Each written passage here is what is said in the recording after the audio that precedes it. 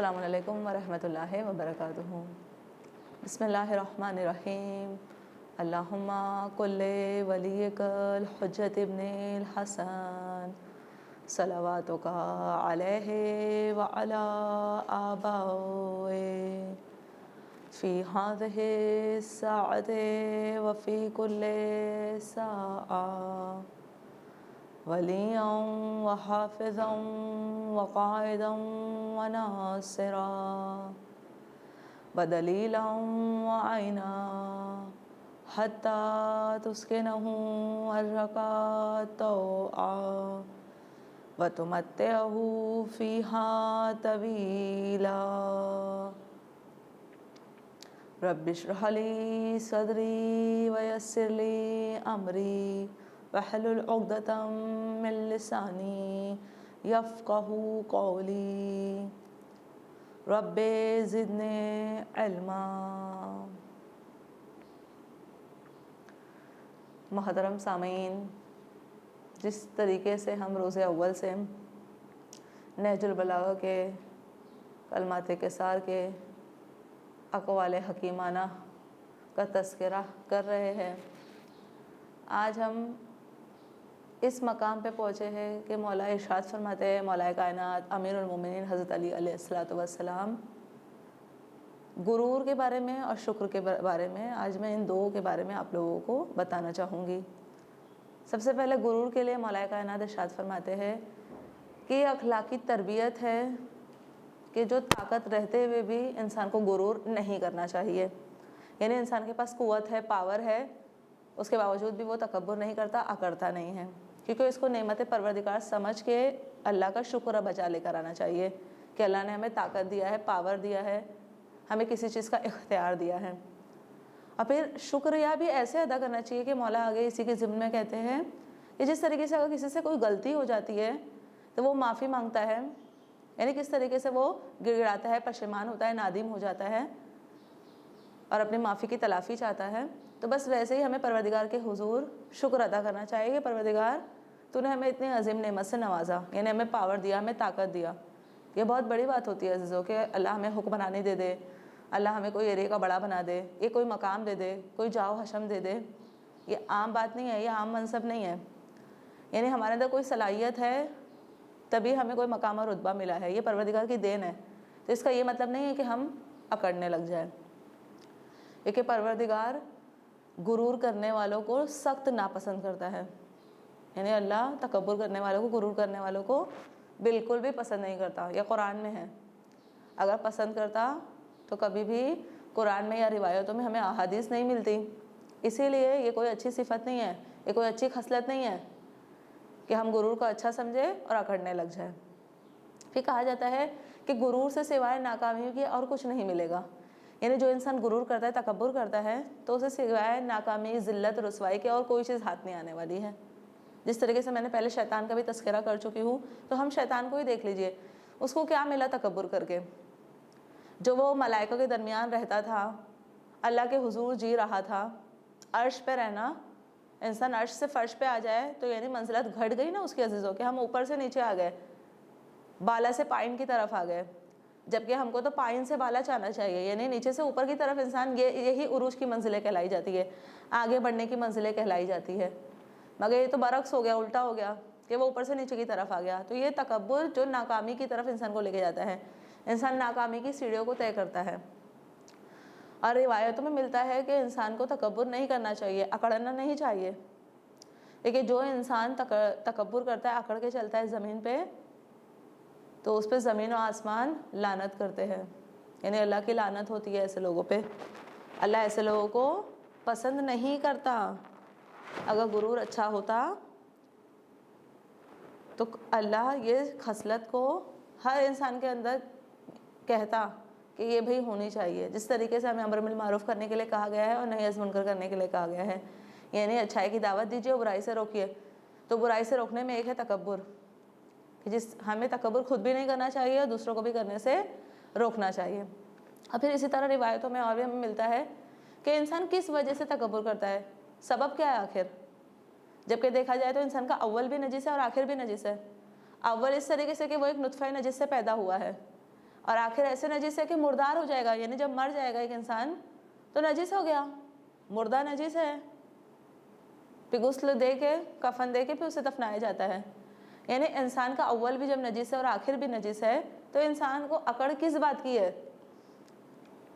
اسی لیے اکڑنا سخت منادی کی گئی ہے کہ اکڑ بہت بری شے ہے۔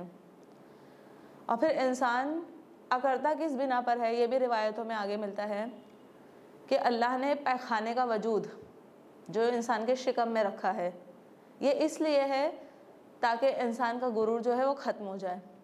یہ روایات کے جملے ہیں کہ اگر انسان واقعاً تصور کر لے کہ ہم جو اپنا شکم لے کے زمین پہ چل رہے ہیں، ہمارے سر سے پیر تک کا کہ وجود میں شکم، ہمارا پیٹ، ہمارا وجود ہی ہے، یہ جو ہم زمین پہ اکڑ کے چلتے تو کس بنا پہ چل رہے ہیں اکڑ کے، جبکہ یہی پیٹ میں، یہی شکم میں ہمارے نجس چیز موجود ہے پاخانے کی صورت میں، تو اکڑنا کس بات کا ہے؟ اسی لیے اکڑ جیسی شے کو سائڈ پہ رکھ کے انسان کو تواضع اور انکساری کرنی چاہیے۔ تکبر کے اپوزٹ تواضع آتی ہے، یعنی انسان کو انکساری کے ساتھ جھک کے رہنا چاہیے۔ جھکنے کا مطلب یہ نہیں ہے کہ انسان جھک جائے ایک دم ہی، یعنی اس طریقے سے کہ اس کے اندر غرور نہ ہو، غرور و تکبر پیدا نہ ہونے پائے۔ اب پھر کہا جاتا ہے کہ جس طریقے سے قارون زمین میں دھس گیا، یعنی قارون کو بہت غرور تھا، طاقت تھی، پاور تھا اس کے پاس، اس کے جیسی دولت تو کسی کے پاس نہیں تھی، دولت اس نے حاصل کرا اور اس کی دولت ہی اس کے لیے وبال جان ہو گئی، زمین نے اس کو اپنے اندر نگل لیا۔ تو اسی طرح جو تکبر کرتا ہے، جو غرور کرتا ہے، اس کی قبر جو ہے وہ جہنم کی طرف دھستی چلی جاتی ہے، یعنی جہنم میں اللہ اس کو ڈال دے گا جو انسان تکبر کرتا ہے۔ اور تکبر کی یہ بھی ایک نشانی ہے، بتائی جاتی ہے کہ ایک انسان، مثال کے طور پہ ہم لوگ کوئی مجلس میں بیٹھے ہوئے ہیں، اب کوئی انسان جب آ گیا ہے تو ہمیں چاہیے، اب چاہے وہ اسٹیٹس والا ہو یا اسٹیٹس والا نہ ہو، یعنی مقام اور رتبے والا ہو یا نہ ہو، انسان تعظیماً سلام کرتا ہو، کھڑے بھی ہو جاتے ہیں کبھی کبھی ہم کسی کے احترام میں۔ اب یہی محفل میں، یہی مجلس میں ایک انسان بیٹھا ہوا ہے اپنے اکڑ اور تکبر کی بنا پہ، تو یہ اللہ کو سخت ناپسند ہے کہ جو انسان کسی کے احترام میں کھڑا نہیں ہوا ہے اور بیٹھا ہوا ہے تکبر کے لحاظ سے، تو ایسے انسان کو اللہ پسند نہیں کرتا، اور ایسے انسان کا شمار جو ہے پروردگار اہل جہنم میں کرتا ہے۔ یعنی ایسے انسان کو جنت نہیں مل سکتی، جنت ملتی اس کو ہے جو واقعاً اللہ کے پسندیدہ کام کو انجام دیتا ہے۔ جب جس چیز سے اللہ نے روکا ہے انسان وہ کام انجام دے گا بجائے یہ کہ رک جائے، تو کس طریقے سے اس کو جنت مل سکتی ہے؟ یعنی یہ پاسبل ہی نہیں ہے، ممکن ہی نہیں ہے کہ اس کو جنت مل جائے، کیونکہ اعمال صحیح نہیں ہے۔ اعمال اچھے ہوں گے، پروردگار اسے قبول کرے گا، تب جنت ملے گی، ایسے ہی نہیں جنت مل جاتی ہے۔ اس کے بعد امام معصوم علیہ السلام نے تکبر کا علاج بتایا ہے عزیزو۔ تکبر کا علاج ایسا ہے کہ ہمیں پرانے جوتے پہننا چاہیے، ہمارے کپڑے جو ہے وہ پیوندار ہونا چاہیے، ہمیں سادی سی غذا کھانی چاہیے، سادہ سی سواری پہ سفر کرنا چاہیے۔ اب ہم اور آپ تصور کریں اور سوچیں کہ کیا ہم اس طریقے سے زندگی کرتے ہیں جس طریقے سے معصومین نے بتایا، اور صرف بتایا نہیں، معصوم عمل بھی کرتے تھے، معصومین نے اس پہ عمل پیرا ہوئے ہیں، پیوندار لباس پہنے معصومین نے، عام سی سواری پہ سفر کیا ہے معصومین نے، عام غذا کھائی ہے معصومین نے۔ اب اس کا یہ مطلب نہیں ہے کہ اسلام ہمیں یہ کہتا ہے کہ ہم عام غذا اختیار کر لیں، ہماری شایان شان ہونے کے باوجود بھی ہم عام غذا لے لیں، یہ اس کا یہ ہرگز مطلب نہیں ہے۔ یعنی انسان کو اس طریقے سے رہنا چاہیے کہ غرور کو اپنے قریب نہ آنے دے، تکبر کو اپنے قریب نہ آنے دے۔ اگر انسان مغرور ہو گیا تو پھر ایسا انسان سوائے ذلت کے اور رسوائی کے اس کا کچھ نہیں ہو سکتا، یعنی ذلیل و خوار ہو جائے گا۔ اور جو تکبر کرتا ہے اللہ اس کی نعمتوں کو سلب کر لیتا ہے، اللہ ایسوں کو نعمتیں نہیں دیتا۔ اب ہم یہاں پہ غور کریں کہ ہم جو شکایتیں کرتے ہیں کہ پروردگار ہمیں تنگ دستی ہے، ہمارے گھروں میں فاقے ہو رہے ہیں، تو کوئی ایسا نہ ہو ہمارے تکبر کی بنا پہ یہ کام ہو رہا ہو کہ ہم غرور میں اور اپنے اکڑ میں اتنے آگے نکل چکے ہیں، اس لیے اللہ نے نعمتوں کو ہم سے چھین لیا ہے، اللہ نعمتیں ہم پہ برسا ہی نہیں رہا ہے۔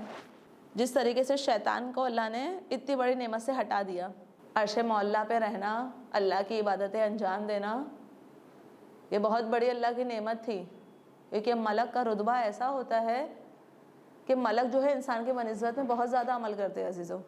انسان تو اللہ کا ایک ناکارہ بندہ ہے، ناکام بندہ ہے، گنہگار بندہ ہے، خطا کار بندہ ہے۔ کچھ ایسے بندے بھی ہیں جو اللہ کے مطیع نہیں ہیں، اطاعت گزار فرما بردار نہیں ہیں، مگر جو ملک ہے، اللہ کے جو فرشتے ہیں، وہ اس کے برابر اطاعت گزار ہے۔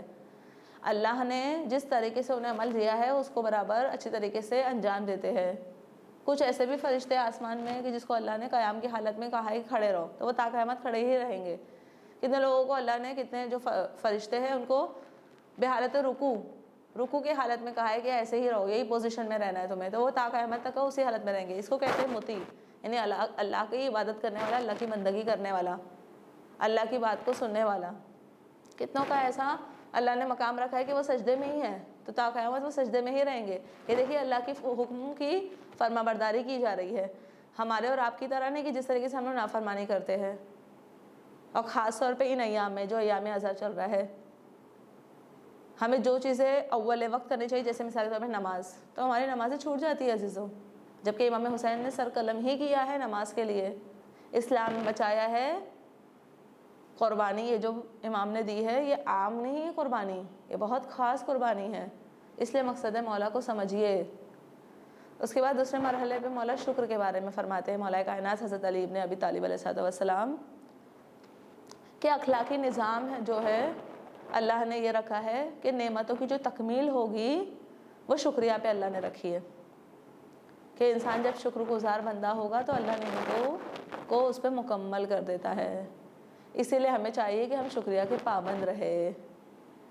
جناب موسیٰ علیہ السلام نے اللہ سے کہا کہ پروردگار کہ میں کس طریقے سے تیرا شکر ادا کروں، کیونکہ جب تو نعمت دیتا ہے اور میں تیرا شکر کرتا ہوں تو دوبارہ دوسری نعمت دے دیتا ہے، اس کے بعد شکر ادا کرتا ہوں تو اللہ دوبارہ مجھے نعمت دے دیتا ہے، یعنی پاسبل ہی نہیں کہ ہم تیرے شاکر بندے ہو جائے۔ تو اللہ کہتا ہے کہ اے موسیٰ، اگر تم نے معرفت حاصل کرتے ہوئے شکر گزاری کر لی میری تو تم شکر گزار بندے ہو جاؤ گے، یعنی واقعاً ہم اہل معرفت ہو گئے، ہمیں پہچان ہو گئی پروردگار کی، اب پھر اس احاطے میں رہتے ہوئے ہم اللہ کی نعمتوں کا شکریہ ادا کرتے ہیں تو ہماری زندگی اور عاقبت دونوں ہمارے خیر ہے، دونوں اچھی ہیں ہماری۔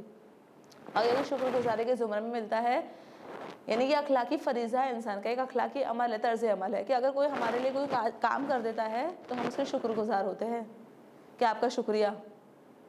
کسی نے ہمارے لیے چیئر آگے کر دی، یعنی تاکہ ہم آرام سے بیٹھ جائیں، تو یہ بھی اس کا تشکر ہے، شکریہ ہے، ہم اس کو شکریہ کہے لبوں سے، یعنی ظاہر کرے، ایسا نہیں کہ دل میں ہم نے شکریہ کہہ دیا سامنے والا سنا بھی نہیں۔ اب یہ اس کا یہ مطلب نہیں ہے کہ سامنے والے کے لیے شکریہ ادا کر رہے ہیں، یہ پروردگار کے لیے شکریہ کر رہے ہیں کہ ذریعہ اللہ نے اس کا بنایا ہمارے لیے، کہ وہ ہمیں کرسی پہ بیٹھنے کے لیے کہہ رہا ہے، ہمارے لیے سہولت فراہم کر رہا ہے، یا اسی طریقے سے کوئی ہمیں کوئی چیز تحفہ دیتا ہے تو ہمیں اس کا شکر گزار ہونا چاہیے۔ ایسا نہ ہو جائے کہ سامنے والا تو ہمیں دیتے جا رہا ہے، نعمتیں نوازتے جا رہا ہے، احسان کرتے جا رہا ہے اور ہم اس کے احسان فراموشی کر لیں، کیونکہ احسان ایک ایسی چیز ہے کہ قرآن میں بھی ہے احسان کا بدلہ احسان سے دیا جائے۔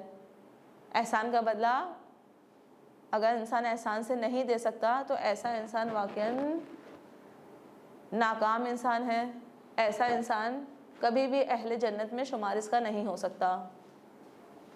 اسی لیے چاہیے کہ انسان کو شکر گزاری کرتے رہنا چاہیے۔ کسی نے آ کے مولا کائنات سے یہ دریافت کیا کہ مولا اسلام کی حقیقت کے بارے میں ہمیں ارشاد فرمائیے، یعنی اسلام کیا ہے؟ تو مولا نے کہا کہ دلی طور پہ یعنی باطنی طور پہ سر تسلیم خم کر دینا۔ سر تسلیم خم کرنے کا مطلب ہوتا ہے یعنی بنا چو چرا کرے ہوئے ہم اسلام کے احکام پہ عمل کرے، شریعت مبین دین پہ عمل کرے، اور صرف باطن میں ہی نہیں بلکہ ظاہری طور پہ ہمارے عمل سے چھلک کے آنا چاہیے کہ واقعاً ہم پروردگار کے مطیع ہے، اللہ کے نماز گزار بندوں میں سے ہے، روزہ رکھنے والے لوگوں میں سے ہے، زکوٰۃ قائم کرنے والے لوگوں میں سے ہم، یعنی اللہ نے جو ہم پہ واجبات عائد کری ہوئی ہے تو وہ ہم اس پہ عمل پیرا ہونے والے لوگوں میں سے ہے۔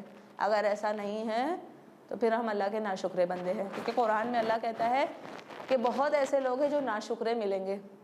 قرآن میں اللہ کہہ رہا ہے، یعنی قرآن عام کتاب نہیں ہے عزیزوں، یہ کتاب پروردگار کی کتاب ہے جس نے اپنے رسول پہ نازل کی ہے، اللہ اتنا اعلیٰ، اور اس کے بعد اللہ نے رسول کو بھیجا جو محبوب الہی تھا.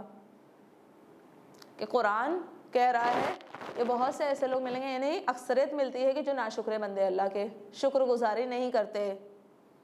تو مولا علیہ السلام نے یہ ارشاد فرمایا ہے کہ اسلام کی حقیقت یہ ہے کہ انسان اس کو باطنی طور پہ سر تسلیم خم کر دے اپنے آپ کو، یعنی مان لے اسلام کی باتوں کو، اور ظاہری طور پہ اس کے عمل سے دکھ کے بھی آنا چاہیے.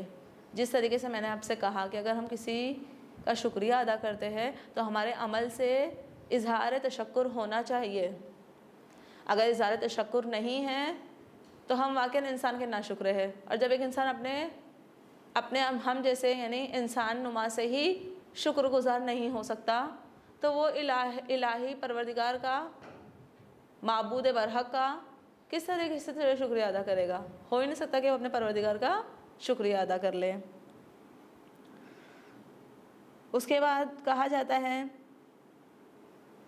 کہ کتنے ایسے ہیں، قرآن میں اللہ پھر ارشاد فرما رہا ہے کہ جو اللہ کی نعمتوں کو پہچانتے ہیں مگر پھر بھی اس کے شکر گزار نہیں ہیں، یعنی اللہ کی انکار کر رہے ہیں، اس نعمتوں سے انکار کر رہے ہیں. اور ان میں زیادہ تر لوگ کون ہیں؟ وہ ہے کافرین لوگ، یعنی جو اللہ کا انکار کرتے، اللہ کو مانتے ہی نہیں ہیں. یہاں پہ میں مثال دیتے ہوئے چلوں، جو اللہ کو نہیں ماننے والے لوگ ہیں، اگر ہم ان کی طرف دیکھیں تو ہمیں کبھی کبھی احساس ہونے لگ جاتا ہے کہ پروردگار یہ لوگ تجھے مانتے نہیں ہیں، اس کے باوجود اتنے اچھے اچھے گھروں میں رہتے ہیں، اتنی اچھی گاڑیوں میں گھوما کرتے ہیں، ان کا رہن سہن اتنا اچھا ہے کہ گویا ایسا لگتا ہے کہ ان کو غم کبھی چھوتا بھی نہیں ہے. تو اسے یہ کبھی احساس نہیں کر لینا کہ ہم پروردگار کی نعمتوں کا شکریہ بھی ادا کرتے ہیں، ہم اس کا انکار بھی نہیں کرتے، اس کے باوجود اللہ ہمیں عنایت نہیں کرتا. تو یہ مصلحت پروردگار ہے. یہ جو اللہ یہاں پہ عنایت نہیں کر رہا ہے نا، انشاءاللہ وہاں پہ اس دنیا میں ہمیں ضرور عنایت کرے گا. کتنی ایسی چیزیں ہیں جو پروردگار یہاں پہ انسان کو عطا ہی نہیں کرتا، وہاں کی دنیا کے لیے اللہ نے رکھا ہوا ہے تاکہ وہاں پہ اس کو اجر و ثواب کی صورت میں دیا جائے. اسی لیے چاہیے کہ انسان کو اللہ کا فرمانبردار اور شاکر بندہ ہونا چاہیے، شکر گزار بندہ ہونا چاہیے. اور شکر گزاری کے لیے یہ بھی کہا گیا ہے کہ جو اللہ کے شاکرین بندے ہوتے ہیں وہ واقعاً اللہ کے اطاعت پذیر بھی لوگوں میں سے ہوتے ہیں. اور ائمہ معصومین علیہ السلام میں سے زیادہ اور ہمیں کوئی ہستی ہی نہیں ملتی کہ جو اللہ کا تشکر کرے، اللہ کا شکریہ ادا کرے. اہل بیت اطہار نے ہمیں بتایا ہے کہ کس طریقے سے پروردگار کا شکریہ ادا کرنا چاہیے، ہر نعمتوں پہ شکریہ کرنا چاہیے، ہر قدم پہ اللہ کا شکر گزار ہونا چاہیے.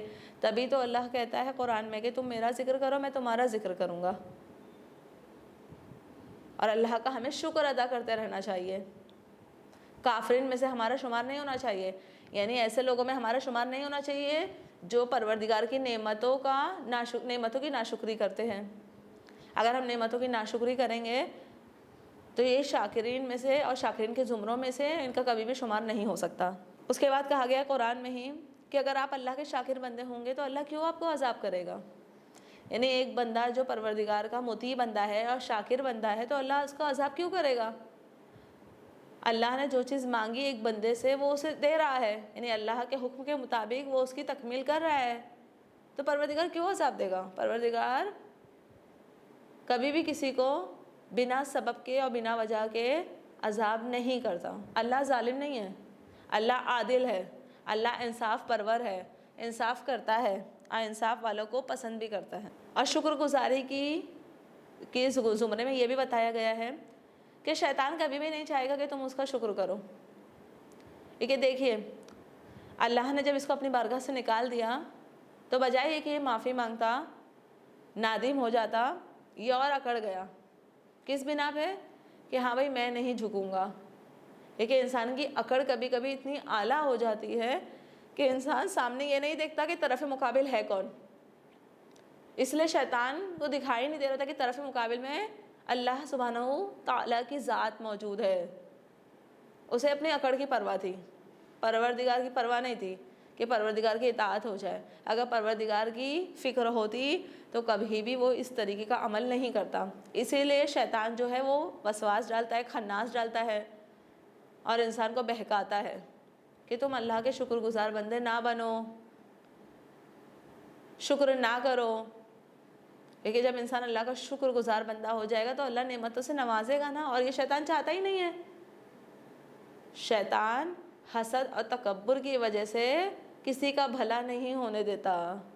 اب ہمیں چاہیے کہ ہم اس تکبر اور حسد کو جڑ سے اکھاڑ پھینکیں۔ جب جڑ سے اکھاڑ پھینکیں گے، تکبر نہیں کریں گے، حسد نہیں کریں گے اور اللہ کے شاکر بندے رہیں گے، تو انشاءاللہ اس دنیا میں بھی اور اس دنیا میں دونوں میں ہم فلاح پائیں گے، کامیاب ہوں گے۔ پھر مولا علیہ السلام نے اسی شکر کے سلسلے میں یہ بھی ارشاد فرمائے ہے کہ جو تم میں اچھا اور برا ہے وہ برابر نہیں ہو سکتا۔ ظاہر سی بات ہے، ایک انسان جو نیک کام کرنے والا ہے اور ایک انسان جو برا کام کرنے والا ہے، یہ دونوں برابر ہو سکتے ہیں؟ نہیں ہو سکتے۔ کیوں نہیں برابر ہو سکتے؟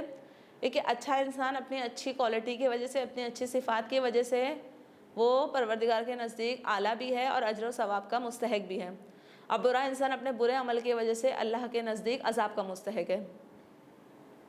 اور پھر اس طریقے سے اگر اچھا برا ہم ایک ہی نگاہ سے اگر دیکھنے لگیں گے تو جو برا انسان رہے گا اس کو گناہ کرنے کی جرت اس کے اندر پیدا ہو جائے گی کہ وہ جرت سے گناہ کرے گا، یعنی آمادی جان بوجھ کے تو کر ہی رہا ہے اور جرت بھی ہے اس کے اندر یہ گناہ کرنے کی، کیونکہ ہم نے سماج نے برے کو بھی اچھے کی زمرے میں لا کے کھڑا کر دیا ہے۔ اس لیے اچھا اور برا ہمارے درمیان میں دونوں الگ الگ ہونا چاہیے، مگر آج زمانہ برعکس ہوتے جا رہا ہے عزیزوں، کہ ہم بجائے اچھائی کو اچھائی سے دیکھیں تو ہم اس کو برائی سے دیکھتے ہیں، اور برے کو برا دیکھنا چاہیے تو ہم اس کو اچھے سے دیکھ رہے ہیں۔ بالکل پورا زمانہ برعکس ہو گیا ہے، اتنا بدتر زمانہ ہو رہا ہے، بلکہ بدترین کہوں کہ انسان آج سمجھ ہی نہیں پا رہا ہے کہ کیا چیز اچھی ہے اور کیا چیز بری ہے۔ یہ وجہ صرف یہ ہے کہ ہم اہل بیت کے در سے ناآشنا ہے۔ اگر ہم اہل بیت کے واقعاً سچے محب ہیں تو ہماری زندگی میں اچھوں کی وہی اہمیت ہونا چاہیے جو اہل بیت اور اللہ کی نظر میں ہے، اور بروں کی وہی ناقدری ہونا چاہیے، یعنی ان کا جو اسٹیٹس ہے، ان کا جو مقام ہے، کم ہونا چاہیے ہماری نگاہ میں، اور جہاں ہو سکے ان کو تنبیہ بھی کی جائے، یہ نہ ہو کہ ان کو اور حوصلہ دیا جائے کہ بھئی تم گناہ کرو۔